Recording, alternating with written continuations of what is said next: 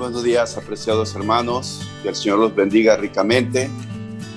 A nuestros hermanos que por motivos de planes no están presentes físicamente, pero están desde Zoom.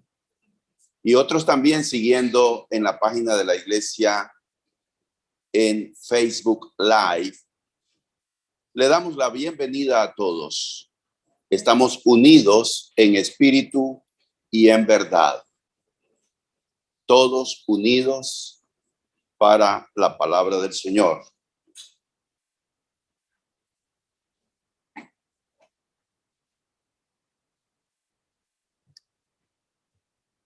El tema que nos corresponde, cristiano ateo. ¿Es posible que se dé tal cosa? ¿Es posible que haya un cristiano que es ateo? Y la respuesta es sí. Claro que sí. Pero con ello no estoy afirmando que eso sea bueno. Todo lo contrario.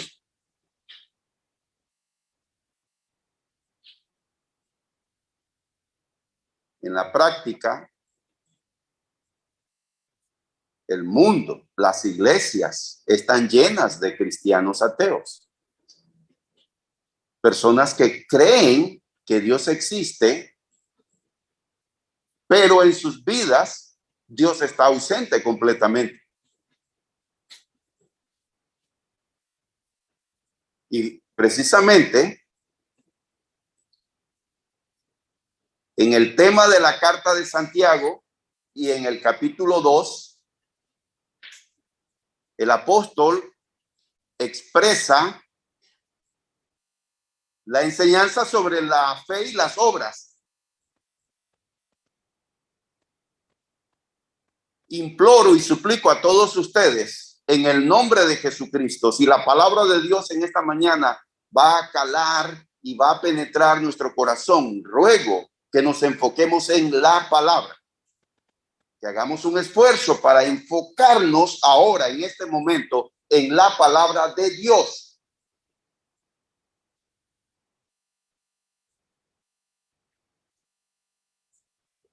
Según leemos el capítulo completo de Santiago, capítulo 2, según leemos, había una controversia, una discusión, un debate en la iglesia entre aquellos que consideraban que la fe era la aceptación mental, en primer lugar, de la existencia de Dios y punto. Y que no había que adornar dicha fe con nada más.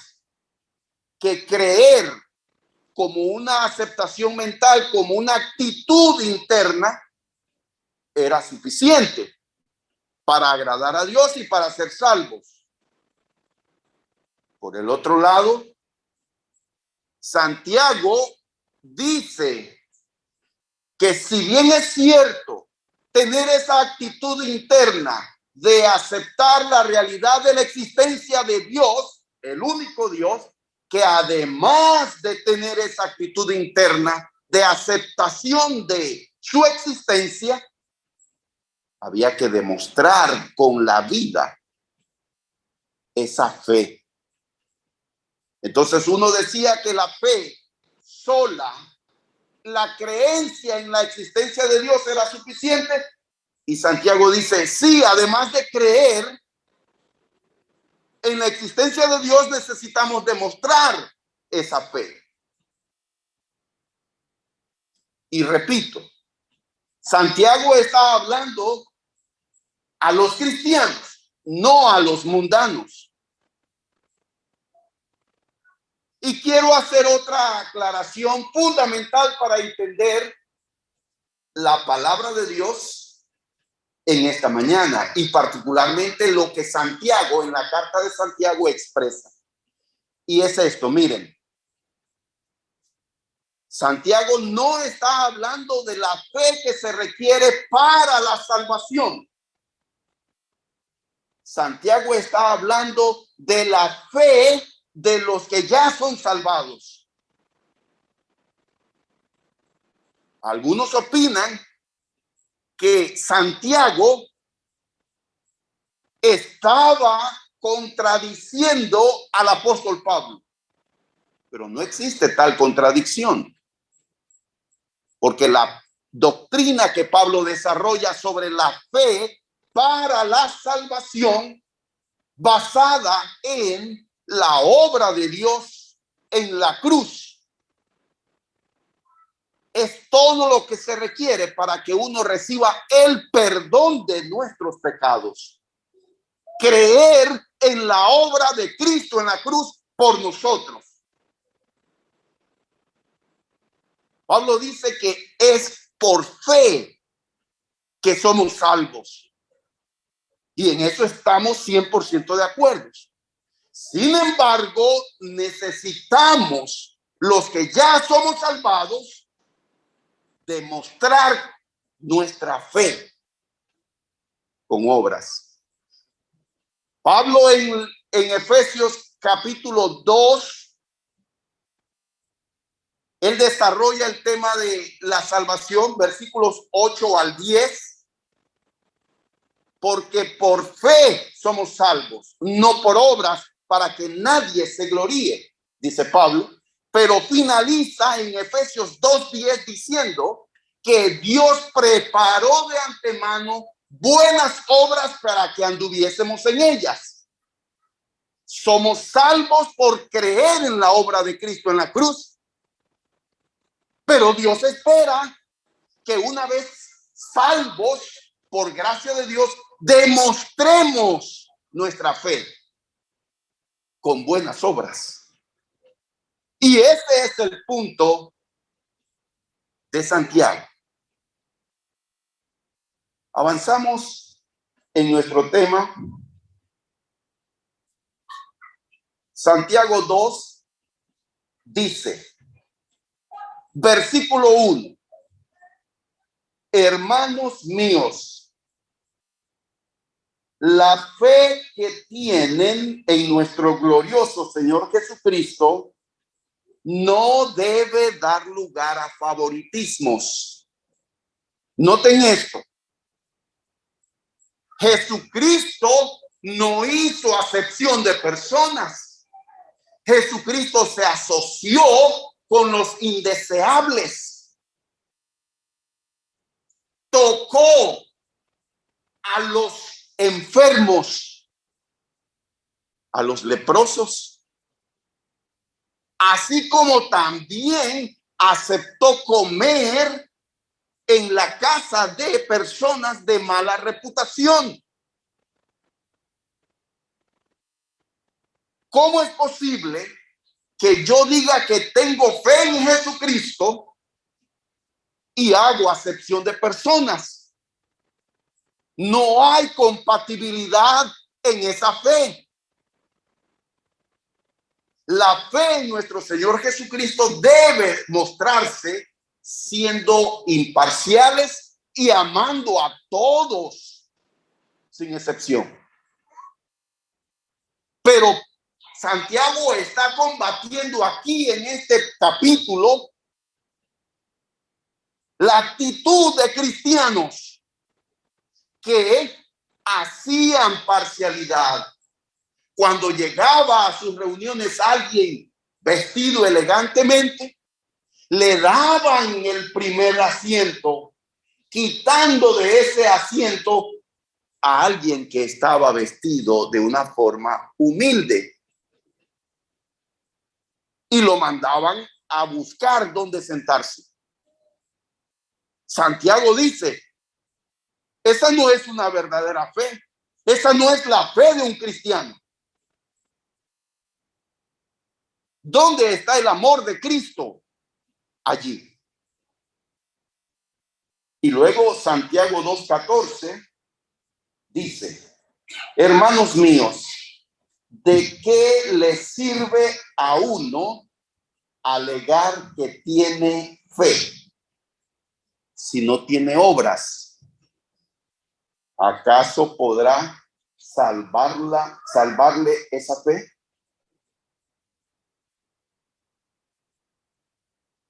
Reitero entonces lo que dije hace un instante. Aquí tenemos un diálogo imaginario entre Santiago y un cristiano que sostenía una creencia equivocada, parcializada sobre la fe. Santiago dice que la fe es una actitud interna, la fe es creencia, confianza, eso es algo interno, pero que se debe demostrar, y que si tú no lo demuestras con hechos, no con palabras, entonces tu fe es muerta y no sirve de nada. Santiago 2:17.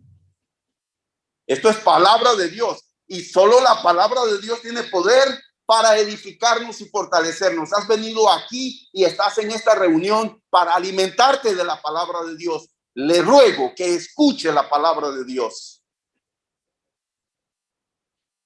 Dice Santiago 2:17, así también la fe por sí sola, si no tiene obras, está muerta. Y yo deseo agregar lo que Pablo escribe, haciendo un paralelismo en Primera de Corintios capítulo 13, que si tuviese toda la fe del mundo suficiente para trasladar montañas, pero no tengo amor, de nada sirve. Lo dijo el apóstol Pablo. Escúchese bien. Usted, yo, podemos tener toda la fe en Dios, capaz de mover montañas, pero si no tenemos amor, de nada sirve. La fe no es teoría, es obra, es práctica. Y el texto base de nuestro mensaje de esta mañana, cristiano ateo, Santiago 2:19. ¿Tú crees que hay un solo Dios? Magnífico. También los demonios lo creen y tiemblan.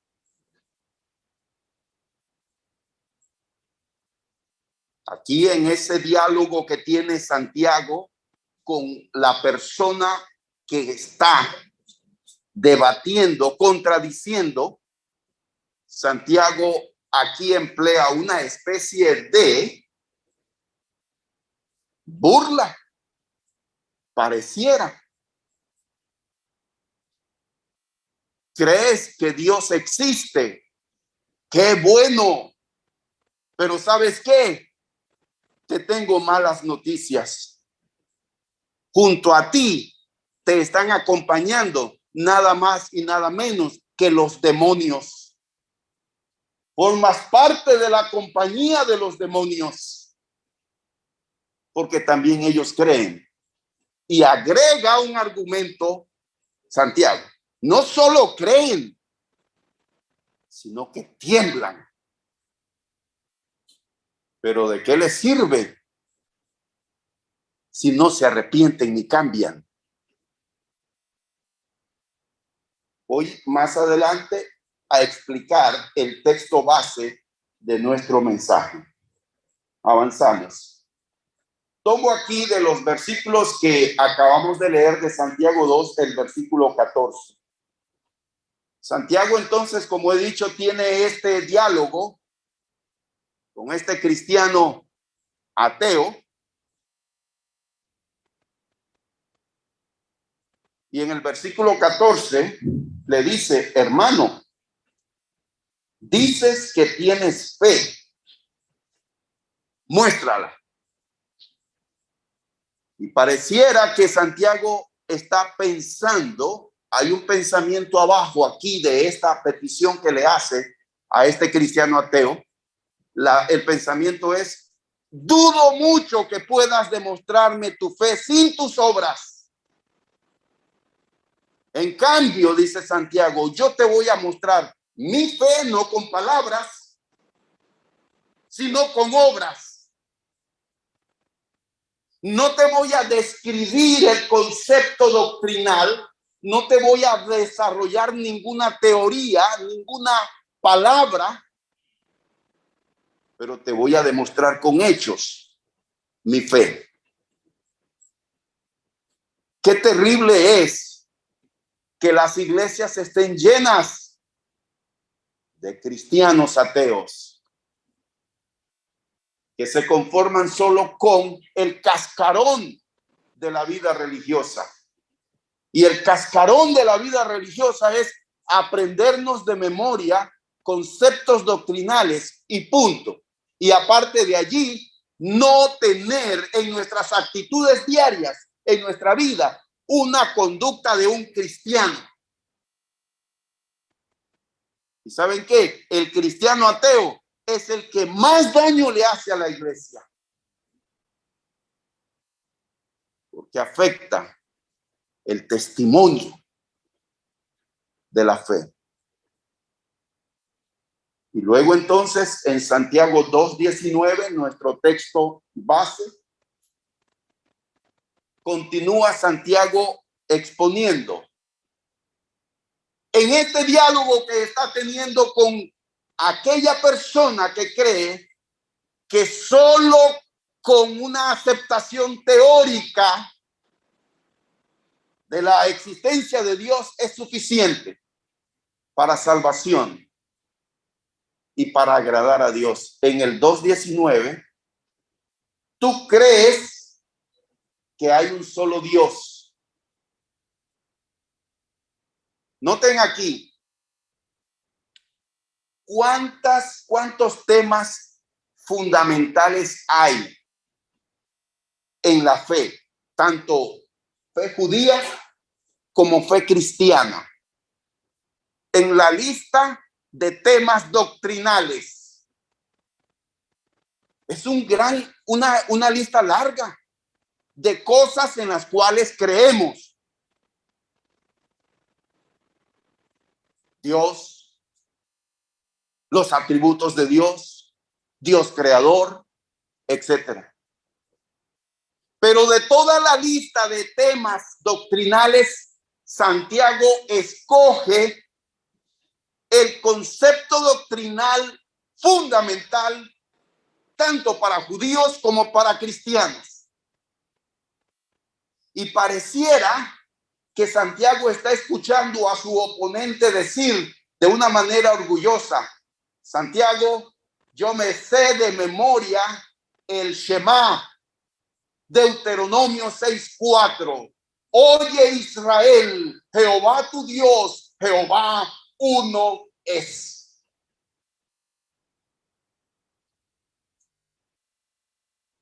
Los judíos basaban su confianza en que ellos creían en el monoteísmo y eso lo distinguió del resto de naciones politeístas.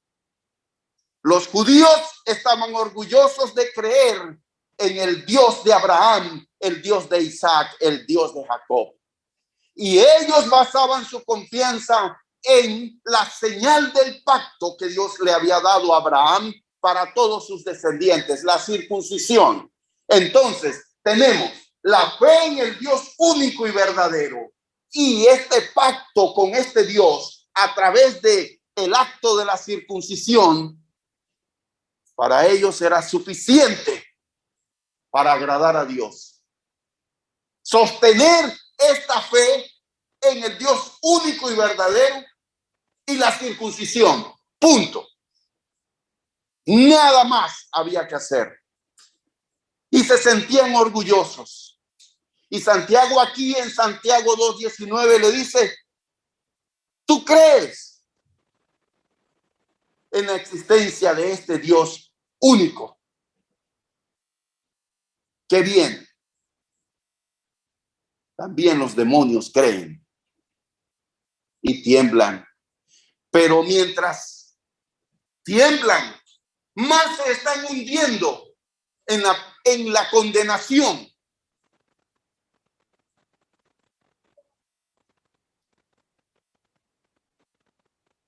El Señor nos enseña aquí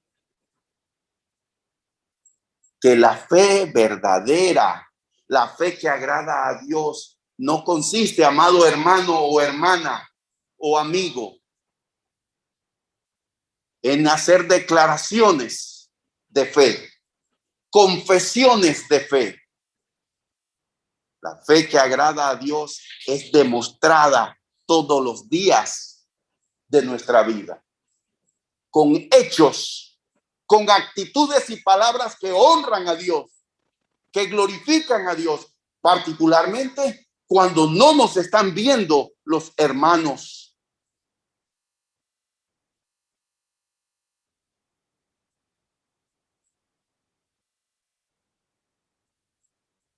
Quizás este interlocutor de Santiago, esta persona que está debatiendo con Santiago el tema de la fe y las obras, quizás se sentía orgulloso de decir, Santiago, mi fe no es cualquier fe.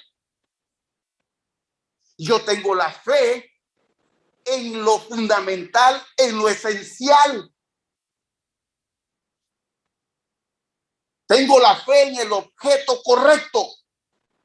Dios, el Dios supremo, el único Dios. ¿No sirve para nada esa fe? Santiago le dice, no, porque también los demonios creen y tiemblan.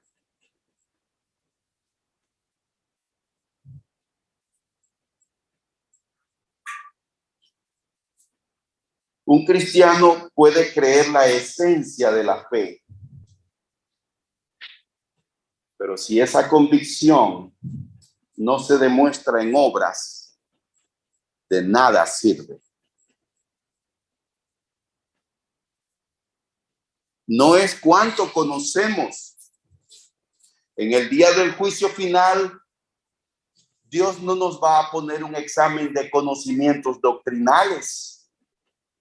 No nos va a preguntar un versículo de memoria.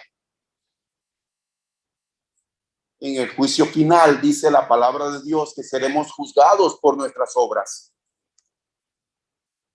Sean buenas o sean malas, cada uno dará cuenta. Apreciados hermanos y amigos, la fe genuina, la fe verdadera, se demuestra en nuestra conducta diariamente y no en la participación de las reuniones de la iglesia. Seguimos. Y qué terrible. Hay cristianos que tienen una fe en Dios parecida a la de los demonios. Qué terrible.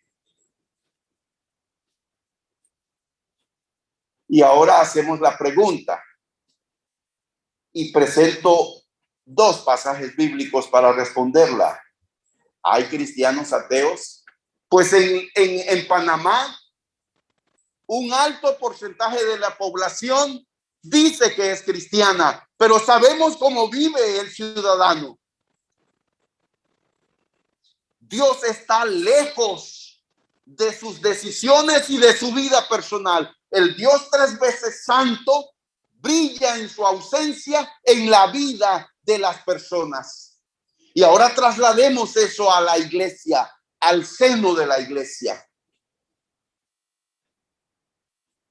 ¿De qué sirve que nosotros digamos que creemos en Dios y en el momento de la hora no confiamos en Dios?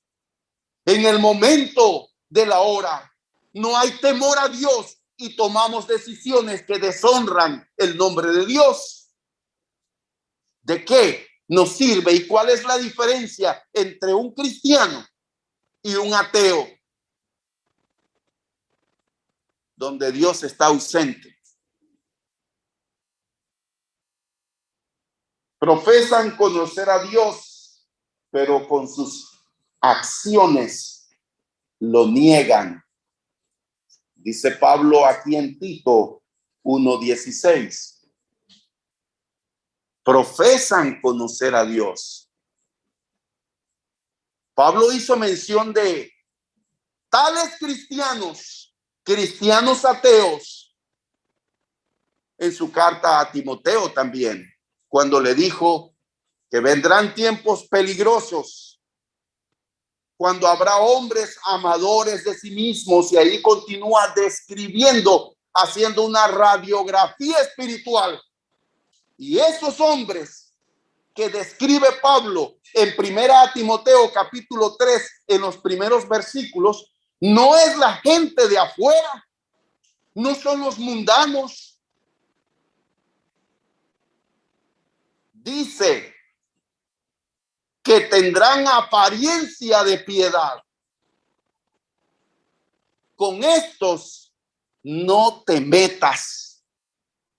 Así le dice Pablo a Timoteo. Y a Tito dice que estas personas profesan conocer a Dios, pero con sus hechos lo niegan. Son cristianos ateos. Dios está ausente de sus vidas. Y en primera de Juan, capítulo 2, versículos 3 y 4, dice así: y en esto sabemos que nosotros le conocemos, si guardamos sus mandamientos. El que dice yo le conozco y no guarda sus mandamientos, el tal es mentiroso y la verdad no está en él. Noten ustedes cuán fuerte es la palabra de Dios para aquellos que llenan las iglesias y que dicen que conocen a Dios, pero en sus vidas Dios está ausente. Cristianos ateos. Sabemos nosotros que la Biblia enseña que conocer no es acumulación de conocimientos o de información o de hechos. Podemos recitar de memoria información y datos sobre Dios, pero eso no significa que conocemos a Dios. Conocer habla de intimidad. Y precisamente en este mes de agosto estamos hablando en los jueves, en nuestras reuniones de los jueves, sobre los fundamentos de la vida espiritual. Todos los días debemos de leer las escrituras, orar, confesar nuestros pecados, clamar a Dios, interceder por otros. Eso se llama cultivar la vida espiritual profunda.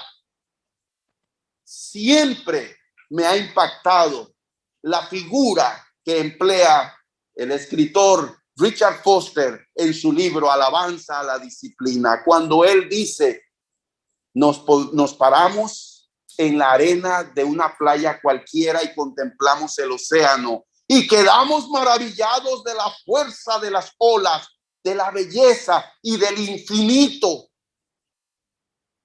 Pero ¿saben qué? Eso es solo la superficie. Si tomamos el equipo de buceo y nos lanzamos a las profundidades del mar, vamos a descubrir un mundo aún más maravilloso. Lo mismo es con la vida espiritual. Estamos aquí, cuando estábamos cantando, nos llenamos de gozo. Yo me llenaba de gozo. Qué hermosa es la reunión con los hermanos, cantar, exhortarnos. Qué maravillosa es la comunión. Pero ¿saben qué? Esto es solo la superficie.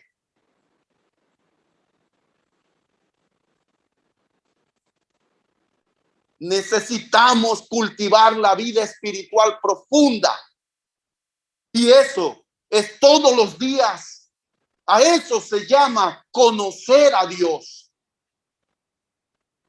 En una relación íntima, personal con Dios. Cristianos ateos que llegan a su casa el domingo y se quitan el ropaje espiritual y lo cuelgan. Esa fue otra figura que me impactó hace muchísimos años cuando en Balboa, en lo que ahora en Balboa es el mercado de artesanías, allí había un local de la Iglesia de Cristo. Y allí había una congregación en inglés y en español. Un domingo me invitaron a predicar en la congregación de habla inglesa y un hermano militar, después del servicio, me llevó a su casa a almorzar. Y el hermano se quitó el saco y lo colgó. Y como que reflexionó este hermano y me dijo, ¿sabe qué, hermano? Eso ocurre con los cristianos. Venimos de la reunión de la iglesia y colgamos el traje de cristiano y nos volvemos mundanos y nos olvidamos de la vida espiritual. La vida espiritual para muchos consiste en reuniones el domingo, tal vez si quiero o puedo, el martes, tal vez el jueves.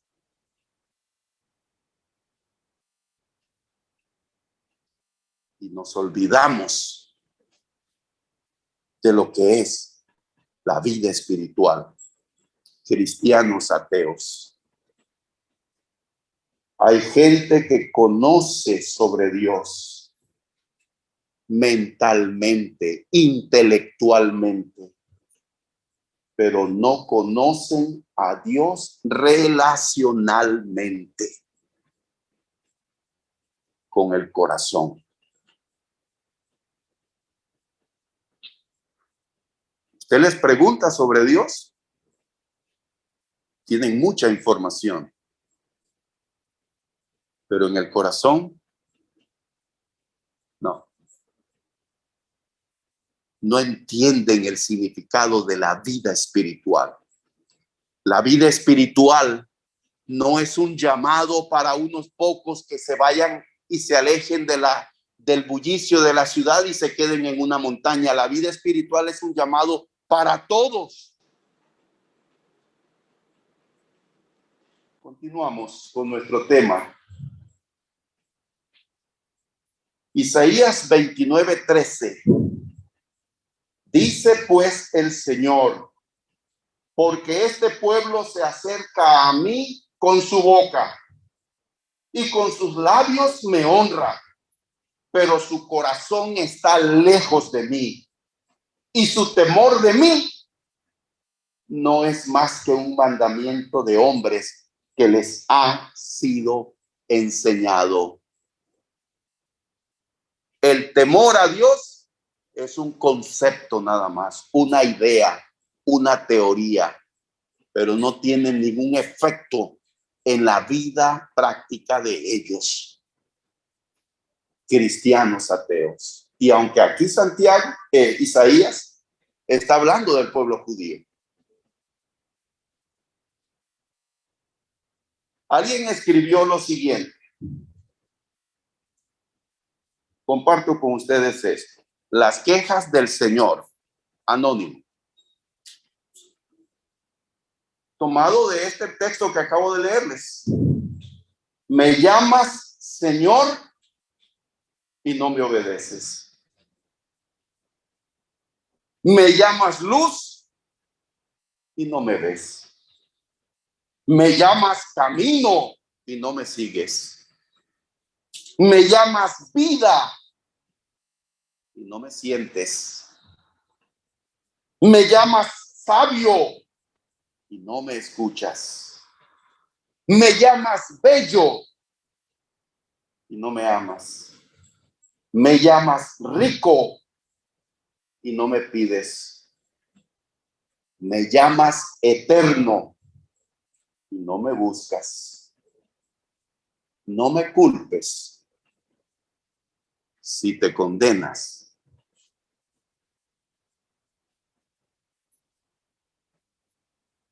La fe en la que los judíos ponían su esperanza para agradar a Dios y obtener la vida eterna.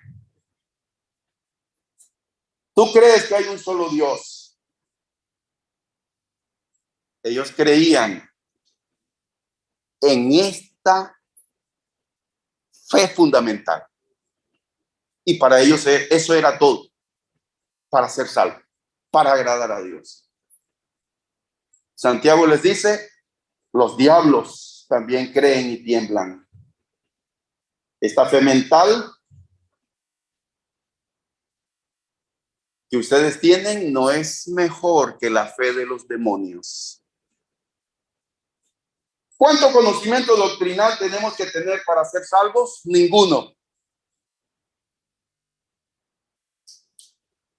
Ninguno. Apreciados hermanos, he contado mi testimonio muchas veces. Hago referencia de mi conversión. Hago referencia una vez más a ella, solo como un ejemplo. Este servidor, a los 16 años de edad, un 10 de mayo de 1978, ¿sí? 10 de mayo del 78, un miércoles, asistí por primera vez, lo recuerdo perfectamente bien, por primera vez en mi vida a una reunión de una iglesia que no fuera iglesia católica. Nunca, jamás, nadie me había hablado de la Biblia. Yo nunca fui invitado a ninguna otra iglesia. Mi mundo religioso fue misa, novenarios, responsos y todo lo que ustedes quieran del mundo católico. Ignoraba la Biblia por completo a los 16 años de edad. Nunca había leído la Biblia. Primer estudio bíblico, 10 de mayo del 78. El 18 de mayo, día domingo, pasé al frente en obediencia al llamado de invitación para entregar mi vida a Cristo. Yo no sabía ni un solo versículo. Yo no sabía cuántos libros tiene la Biblia, qué significa la palabra Biblia. Absolutamente nada.